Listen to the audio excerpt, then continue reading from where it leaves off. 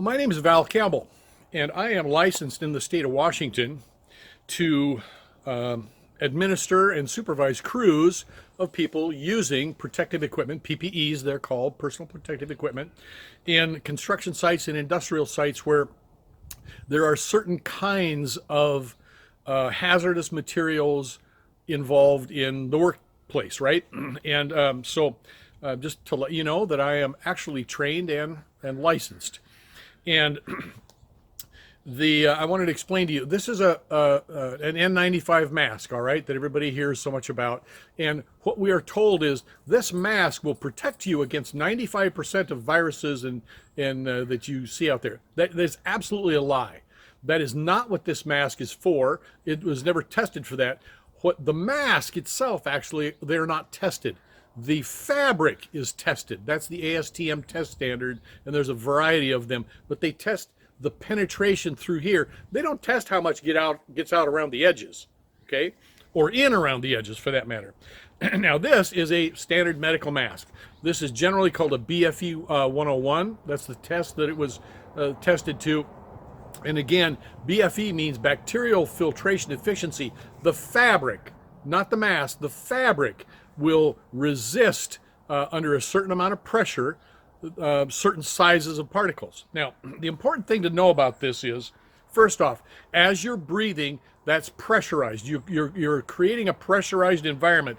So if you're breathing in here, you're actually pressurizing this chamber of the mask, and that forces, it's got to go somewhere. It's either going to go through here or it's going to go out around, and the more restrictive this is, the more it's going to try and push around the edges. And of course, that's why they have these masks, is to suck this thing, or these straps, suck this up to your face and force the breathing through the fabric. But still, keep in mind, this is going to allow more than 5% of viruses, or those aerosolized droplets. This is not intended to be used with aerosolized material. This is intended to be used with drywall sanding and things like that in the workplace, all right? This is intended to be used in a nursing situation, perhaps, to prevent splashes and, casual exchange of fluids and things like that. This is not intended to be used in a virally loaded environment. The test standard tells you that. It's absolutely wrong. If you're going to be in those environments, you have to use full face canister filters that completely seal off, so that you're not getting infected.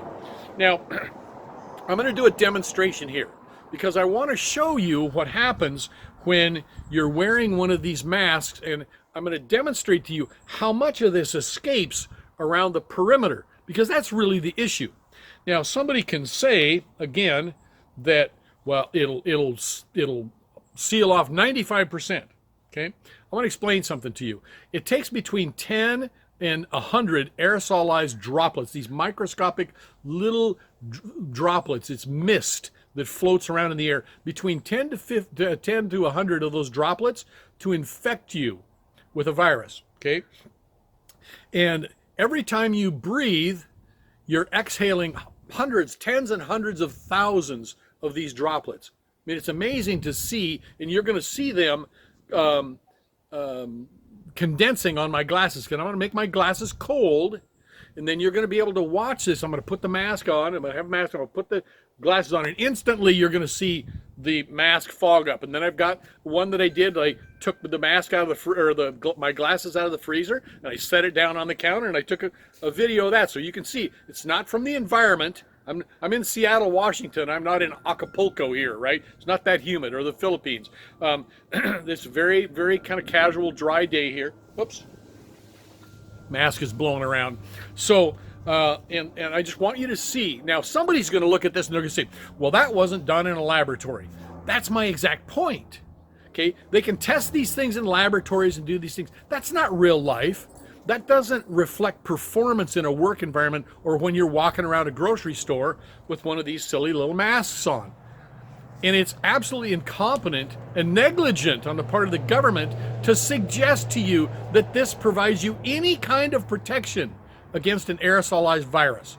If you were wearing this in a workplace then you had aerosolized liquids involved, it would be against the law. You would be fined $30,000 per occurrence for wearing one of these in an environment with an aerosolized liquid. And then they're going to turn right around and tell you, either one of these, they're going to turn right around and tell you, you have to wear this because this is going to help protect people from a virus. It's absolutely incompetent for them to even suggest that, because they're fining people and putting companies out of business on one side for having their employees wear these because they absolutely do not protect. On the other hand, they're telling people, oh, just go ahead and use that. That's what you need to do. This is going to help us reduce the virus. It's ridiculous, okay? Let me show you a demonstration. I'll show you what I mean. This little test I'm going to do here is I just pulled these glasses right out of the freezer and I set them on my counter because I want everybody to see that this is not condensation that's happening from the air.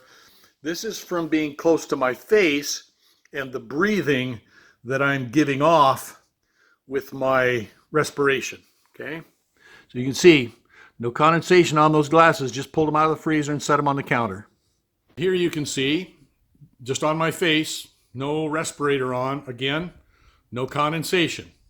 Just thought I'd show you that the respirator forcing the air up around my glasses, which is escapement, okay, that's what causes the condensation, and that's millions of particles. If you walk through a grocery store, millions of droplets all over the place. Okay, well, here I sit, and I had to take my glasses off to even see the phone to turn it on, and I hope you can see that just, this is maybe a total of 10 breaths. You can see how those are all fogged up. That's millions. See, it's even forming drops. It's going to run here in a minute. This is millions of aerosolized droplets that everybody's talking about. And they're just condensing on my glasses because they're cold. But if they weren't condensing, they would be all floating around, and that's only the stuff that's coming out the top. That's not the stuff that's coming out these edges. See the edges here in the bottom? It's just, I'm spewing droplets everywhere I go. And this is life. This is just what happens when you breathe. But people don't normally think about that. They think, oh, I'm going to wear this mask, and this is going to protect me, and it's going to protect other people. But there it is right there. There's no protection from this. All of these droplets. Now, if you're going to say, well, if somebody spits on me, that would get on the inside of the mask. I'm not talking about that. That's what this is for.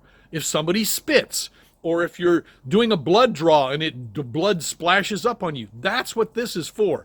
This is not to protect you against aerosolized viruses. It's completely preposterous. Okay, now I'm going to do one with an N95 so you can see the difference. So as you can see here, okay, this is a professionally fitted N95 mask. I'm close shaven here. And as you can see, my breathing, now this is better than that other mask, but there's still a lot of condensation on here because you see what's happening here? I don't know if you can see this mask as it's going in and out as I'm breathing. It's got a fairly tight seal on my face here, okay? But I'm still, it's still forcing some breath and some through here, and around these edges, there's some. You can start to see as my glasses warm up, it's getting less and less condensation, but I'm still getting quite a bit over on this side, and this side seems to not seal quite as well. You can't get a complete seal on this.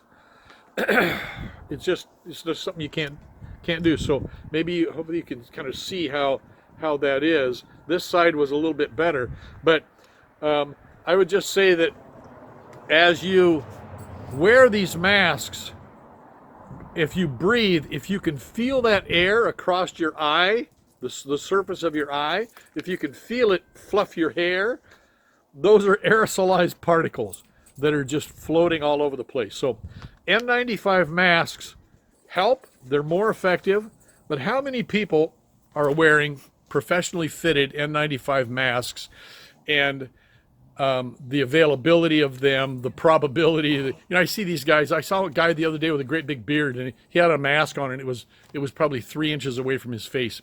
These things just aren't effective, and actually, a lot of the cloth masks that people are wearing make it worse because they break the larger droplets into smaller droplets as they're forced through, and they actually find that it creates more aerosolized particles that'll hang in the air for hours. Okay, I hope this demonstration helped a little bit to explain to people why these masks don't really work very well. They're not intended for this, and it's pretty inappropriate unless you're wearing a full-on canister respirator with eye protection, a full face mask canister. That's what you wear when you're in a virally loaded environment, but that's got nothing to do with people walking around grocery stores and things like that. It's completely inappropriate.